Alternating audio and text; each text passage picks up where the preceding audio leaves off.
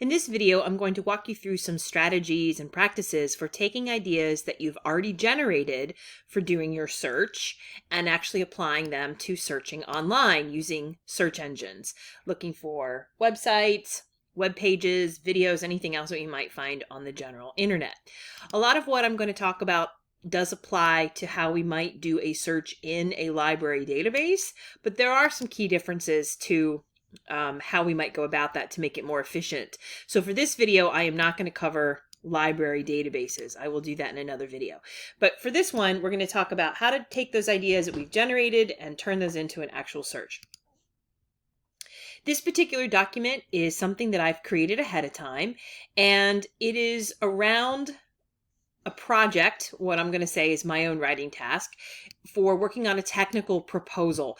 They're a little bit similar to a problem solution essay, but technical proposals have to have very specific, real existing information. Whereas sometimes a problem solution essay for a first year composition course could be abstract, or it could be about opinions or something like that. But a technical proposal has to have things like budget, timeline, and that kind of thing. So I'm going to be looking for something a bit more specific than I might be, or something that is real and existing already that I may not be looking for in a problem solution essay. So knowing why I'm searching can also help me how I search, because it can let me know as I'm looking at various sources that come back, is that going to lead me to the details I need for my task? Or is that really sort of suited to something else? So that's something I usually put down in my notes, is like, what exactly am I writing and why am I writing that? In this document, I have furthered that. So I've said I'm going to write a proposal, in this case, to start a community garden in my local park. In my own example, I would name the park that I was talking about. I'd put any other kind of details here because those details can help me search later. For example, even in stating my purpose and my topic, I know that I want to start something that doesn't exist already. So there's a gap there. There's something that I've identified as a possibility, which is often what a technical proposal will do. I'm looking for something specific to community gardens rather than a private garden, and, sort of all things related to gardens locally. So it's something that is happening right here in my own neighborhood, in my community. And again, if I had the name of the park, in reality, the park I'm referring to doesn't actually have a name, so it helps me to sort of say my park. But if this were something that is aimable, again, I would put it there because that's something that I'm going to search for later. So I've also broken down other parts of this document for things that I need to search for, ideas that I've had, things that are coming to me, things I think, oh, I'm definitely going to search that. And then other things that lead me to, I'm not sure about that, and maybe I want to find out. So I've really generated a lot of ideas, even things like where I might get donations later. So even though I'm not at the stage yet of soliciting donations, I've still put it on my list to give me some ideas to work with. I've then gone back into the list and I've marked it up, and I've determined that some of these ideas I really want to start with, and that's what generating the ideas can help me do. It can say, start here, do these searches with these terms first, or these concepts first, and then I can mark it up and say, this stuff maybe later, or that's not something I need to answer until I have a lot of other things answered. So if I can start to determine what to search first, sometimes the answers I find to those questions may answer other questions. So having a good sense of, okay, this seems like a broad idea, or this is maybe an umbrella concept, I will do that. So you can see that I've done some marking up, I've used highlighters, I've used a pen, and that kind of thing. So what I've determined, and what I'm going to do for the sake of this example, is that, some of the questions I have are not only like who decides who puts in a community garden. I really don't know how any community garden gets started. And so before I can even figure out how to do it in my town, I really should take a look at how community gardens get started at all. So what I've done here is so I'm going to look up some stuff related to community gardens, perhaps in other locations. So right now I'm not as concerned about narrowing it to my neighborhood or my county or my township. And instead, I want to start with a broader umbrella concept, like starting a community garden, perhaps from scratch.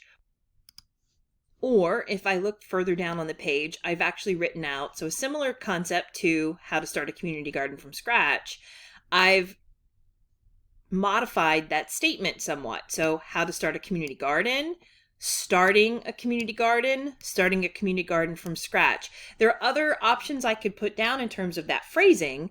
The reason I've written them in all of these ways, even though it seems repetitive and redundant, is that being a savvy researcher, I know that sometimes the way I search a phrase may give me a different result than how I search it in another way. So I will put those ideas down on the page so that I don't have to keep them in my head, and I don't have to remember once I get to the internet, what was the phrase I had thought about, or what's another way I can say this? If I generate it ahead of time, then all I need to do is to consult my page for my ideas. Again, being a savvy researcher, I know that this is going to help me in the long run, rather than if I sit down at the internet and just start typing in something that comes to my mind, there's a very good chance I'm going to end up wandering around on the internet and going down that proverbial rabbit hole. So this page can help me get started. So I'm going to start with those phrases. I'm actually going to start with the phrase, how to start a community garden from scratch. So what I'm going to do is move this page out of the way. Now it's going to be off the screen when I do the recording. If I can actually get it over there, there we go. But it is still within my visibility. So it's not on the recording screen, but it's still on my desktop so that I can see it as I'm doing my internet search. I would recommend the same for you. If you have your search terms, your questions near you, then you're going to, as I said before, consult that as you're doing your internet search. So we're going to the internet. The first thing is I have open a Google search tab. Now, that's what most people use. It's the most common. And in some cases, I've heard some students in the past think that this is the entirety of the internet. It isn't. Google is a search engine, which means we put in some information and it will look around through the internet and come back with some results. That's the very simple way of understanding what it does. But there are other search engines. In fact, there are a lot of different search engines that will do the same thing as Google or something very similar to Google. We put in our terms and it will search for things related to those terms and it will give us back results. In fact, here is a list that comes from Wikipedia that shows us a list of search engines. And I'm not, in this video, not going to go into how they work in terms of how they return our results, but they work a little bit differently, so they may give you results that you wouldn't get in another one. I'm going to talk about that more in a moment. But if we look through this list of Wikipedia search engines, we'll see that there are ones that are connected to specific topics like food and recipes. So what that would do is if I went into that search engine, it's only going to search for recipes. By choosing a search engine that has a subject or a topic, I can already filter out the rest of the internet that isn't particularly related. So developing good developing good search habits also means knowing where to do your searches, and that Google certainly is helpful, but Google is not the only thing. So consider trying other search engines, which is what I'm actually going to do in this search. So I have my Google tab open, but I also have one that's open to a search engine called ask.com. And ask is, I can put in a full question or sentence and it's fine. Whereas some search engines, you put in too many words and it gets a little bit confused. Again, that's the simple version. I also have a tab open to what is referred to as a meta search engine, in that it will search other search engines. So Dogpile is one that's called a meta search or a meta search engine. And then I also have two open that are concerned with privacy and tracking. Swiss Cows tends to be a little bit more family oriented, so it's going to filter out some of the stuff you may not want kids to see. DuckDuckGo does not track you in doing your searches online, and there could be very good reasons why you would not want to be tracked. Google tracks what you do, and it actually starts to filter the results you get. So there could be reasons why you would not want to use Google. So what I do as a searcher is I actually will have open multiple tabs, and I will do a search in those different search engines using the same phrase in each one. So, for example, I've already mentioned, and you can do the search up here in the bar as well, but I've already mentioned that I want to do how to start a community garden, and you'll notice that it's already starting to fill in. Community garden, and so here we have some other ideas. In your neighborhood, at your school, in your apartment complex. What I can do here with this auto fill in is I can actually go back to my list of questions and I can say, you know what, these are other things for me to investigate, because even though it's my local park, maybe my park is within a municipality that's here, or it might give me more ideas if I look for my community garden in my neighborhood. Again, there's ideas that can come up here, but I'm going to stay from scratch. Actually, I'm going to get rid of from scratch now that I'm here. I've decided that maybe that's too specific of a word, and I just want to go broadly how to start a community garden. So what I'll do is I will copy that, and I'm going to actually search for it in all of these search engines. And in a moment, once I do that, and again, all I'm doing is cutting and pasting the exact same phrase across every single search engine. So I'll do my search and take a look at what comes back as my hits, as my results. Sometimes the first few results might be ads that I'd want to skip. In this case, they're not. Instead, I start to get some hits that come back. So this one comes from a .edu, which is an education. And if I don't know what school it is, I can at least know that it's an education site. So a university, a college, a high school, something like that. So horticulture.